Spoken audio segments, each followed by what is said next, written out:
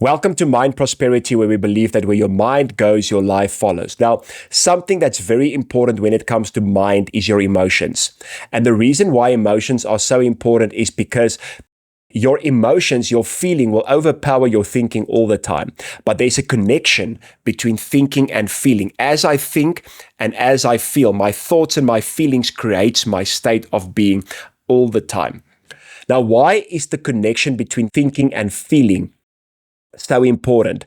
Because it doesn't help you say, I believe and I hope for a good future. I believe and I hope for a good year. I believe and I hope that all these things will happen in my company this year, but I do not know how to manage and I do not know how to master my emotions. Now, emotional intelligence is not about feeling good the whole time. It's not about being positive the whole time, but it is about understanding and knowing how to manage and master your emotions. Because if you do not know how to manage and master your emotions, it's going to manage and master you. And how you manage and master your emotions is through your mindset. If you do not know how to manage and master your mindset, you cannot manage and master your emotions, because the way you think influences the way you feel, and the way you feel influences the way you think. So when it comes to emotional intelligence and how to become emotionally intelligent, so in this video, I'm going to teach you how to become emotionally intelligent. But before I do that, let me tell you why you should become emotionally intelligent. For years, people believed that success was caused by your IQ or by your intellectual intelligence. So they thought if you are intellectually intelligent and you do very well at school and university, you're going to become successful. Now, by that, I want to say I do believe education is important in many areas, but education wasn't the greatest predictor of success. Emotional intelligence was. And this was a study done by Dr. Daniel Goleman. And why they said emotional intelligence was such a big predictor of success, because emotional intelligence helps you to manage your mind. It helps you to manage your emotions. It helps you to manage and master yourself. It helps you to manage and master your relationships. It helps you to have a good attitude. It helps you to motivate yourself. So when you have good emotional intelligence at Mind Prosperity, we have the slogan that says step back.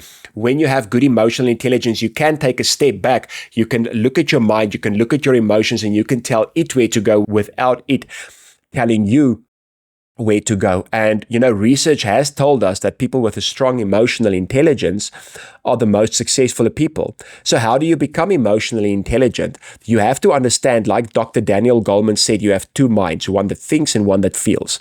Two minds, one that thinks and one that feels. You even see it in the brain. In the brain, you have the part called the neocortex, which is the logical part of the mind, and you have the limbic system, which is the emotional part of the mind. So emotional intelligence says I can balance the two, meaning I can manage and master my emotions in a logical way. So some situations will be more logical, some situations will be more emotional. So there won't always be a 50-50 balance, but it does mean I'm not going to suppress my emotions, because emotions is a very, very important human part. I'm not going to suppress and repress my emotions and just go on logic, because that's not emotional intelligence. Psychologist Carl Jung said if you do that, your emotions will come out in uglier ways. But also, I'm not going to be overly emotional and not bring logic in. Emotional intelligence is knowing how to step back and knowing how to say, okay, great, I'm logical and I'm emotional. I have thinking and I have feeling. And I'm going to bring the balance in between the thinking and feeling, so that I can manage and master my emotions correctly without it overpowering me. What does this help with? This helps you to also manage and master your attitude. A lot of people say that education or experience is more important than education. And yes, it might be true. But the most important thing is attitude. Attitude is the way you think and the way you feel, and how the way you think and the way you feel creates your atmosphere. So if you don't have a good attitude, you can have all the experience, you can have all the knowledge, you can have all the education, but you're not going to have success in life because your attitude is bad. Your atmosphere is bad. Whenever you walk into a place, it's going to be bad, but you can change that. You can change that by understanding and becoming emotionally intelligent. And one key that I can give you today about the importance of emotional intelligence is self-awareness. Self-awareness is being aware of your thoughts and your feelings. The problem is most of our thoughts and our feelings are subconscious, meaning we're not even aware of the fact that we're thinking it and feeling it. But a lot of people, most of their thinking and their feeling is negative, and they don't even know it. They just have that negative feeling all the time. But if you can take a step back and be self-aware of your thoughts and your feelings, and now you decide how you're going to manage it. Now you're going to say, my past is not going to be my future anymore. I'm going to take a step back. I'm going to be aware of my thoughts. I'm going to be aware of my feelings. And then I'm going to say, listen, I'm not going to think the old way anymore.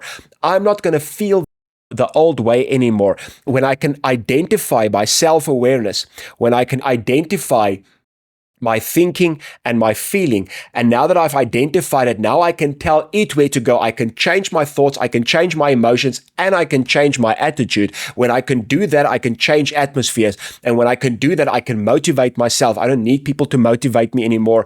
I can look at myself and I can be my own greatest cheerleader because I understand emotional intelligence. Emotional intelligence is one of the greatest assets that you have. The problem is many people are ignorant about it, meaning they don't have knowledge on it, they don't understand it. And this is why I go to companies, I go to businesses, and I teach them on emotional intelligence, because I do believe that if a person can understand mind, if a person can understand emotions, if a person can understand how to manage and master it correctly, that is where your success truly lies. And that is what we do at Mind Prosperity.